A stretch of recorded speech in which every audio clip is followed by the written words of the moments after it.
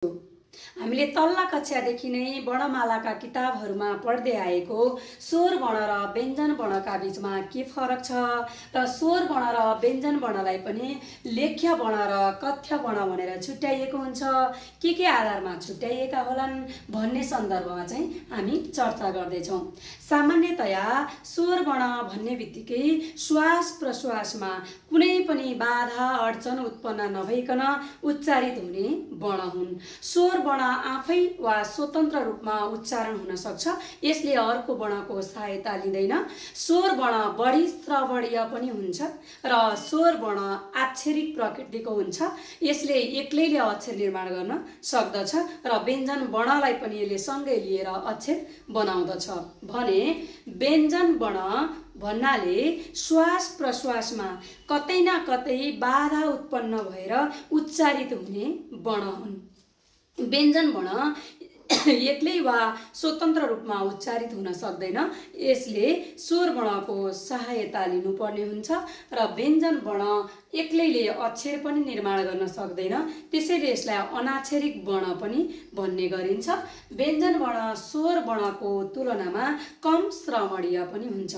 अब यिनै स्वर वर्ण र व्यञ्जन वर्ण मध्ये कुन चाहिँ लेख्य वर्ण हुन्, कुन चाहिँ कथ्य वर्ण हुन्, यसलाई किन यसरी वर्गीकरण गरिएको छ भन्ने सन्दर्भमा चाहिँ हामी यो चार्टमा एकैछिन हेरौँ है त।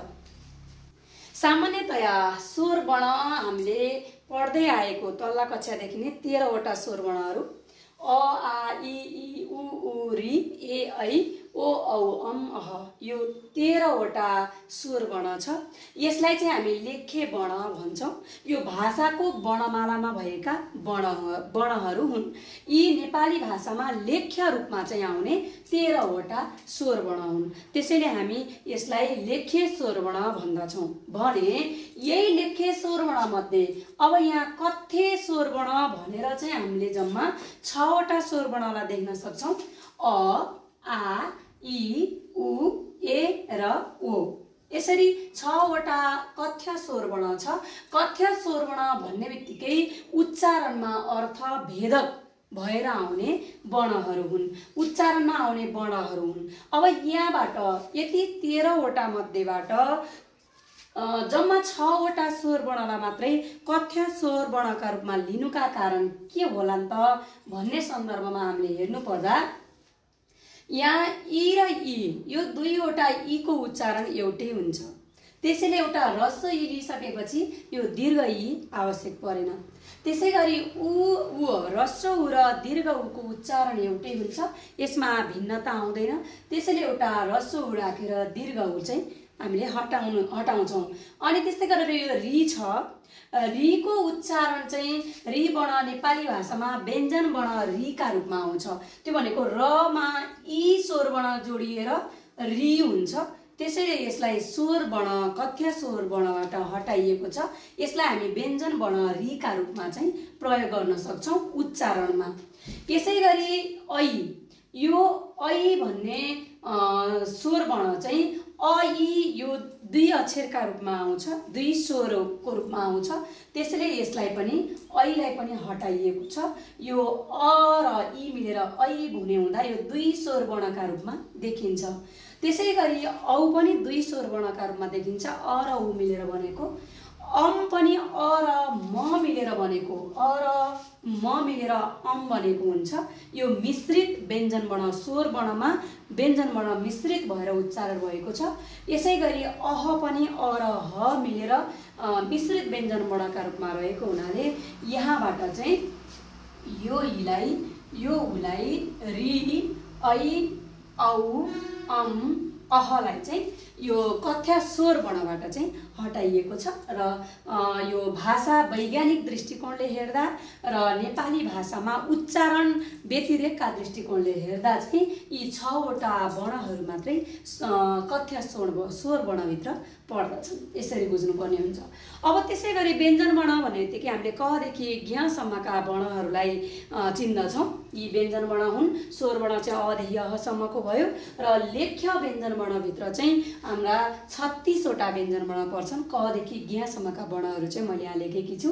यो लेख्य व्यञ्जन वर्ण हो भने यही लेख्य व्यञ्जन वर्णबाट कथ्य व्यञ्जन वर्णमा जाँदाखेरि यहाँबाट 7 वटा व्यञ्जन वर्णलाई चाहिँ हटाइएको छ।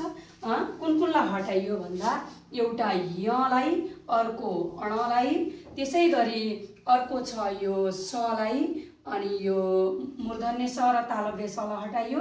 यसै गरी यो क्ष, त्र, ज्ञ, यसरी 1 2 3 4 5 6 7 वटा व्यञ्जन वर्णलाई चाहिँ कथ्य व्यञ्जन वर्णबाट हटाइएको छ। मात्रै 29 वटा कथ्य व्यञ्जन वर्ण हुन्छन् भनेर भाषा विज्ञानले भनेको छ। भाषा वैज्ञानिक दृष्टिकोण र नेपाली भाषामा उच्चारण व्यतिरेकका दृष्टिकोणले पनि यो य अण, य र अणको उच्चारण नले गर्दछ। यसको काम नले गर्ने भएकाले य र अणलाई हटाइएको छ। र अर्को पनि के भनिन्छ भन्दा य र अणबाट शब्दको सुरुवात हुँदैन, शब्दादिमा य र अण आउन सक्दैनन्, त्यसैले पनि यसलाई चाहिँ यहाँबाट हटाइएको छ। यसको उच्चारणको काम नले गर्दछ। यसै गरी यो तालव्य स र मूर्धन्य स को काम पनि यो दन्ते सले गर्दछ हैन उच्चारणका क्रममा। त्यसैले यो स र यो सलाई पनि हटाइएको छ भने यो छको निर्माण चाहिँ क र यो मूर्धन्य स मिलेर भएको छ। त्यसैले यो संयुक्त व्यञ्जन वर्ण हो।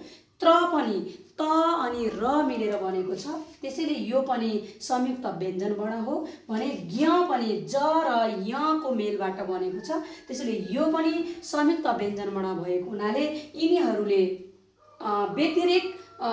व्यतिरेकी वर्ण नभएको हुनाले चाहिँ यो कथ्य व्यञ्जन वर्णको रूपमा चाहिँ यिनीहरूलाई हामी लिँदैनौँ। य अण स क्षेत्र ज्ञ यति 7 वटालाई हटाएर 29 वटा चाहिँ कथ्य व्यञ्जन वर्ण हुन्छन् भनेर हामीले बुझ्नुपर्ने हुन्छ हैन। यो 13 लेख्य स्वर वर्ण 13 वटा, लेख्य व्यञ्जन वर्ण 36 वटा, कथ्य स्वर वर्ण 6 वटा अनि कथ्य व्यञ्जन वर्ण 29 वटा हुन्छन् भनेर हामीले बुझ्नुपर्छ। हस्, धन्यवाद।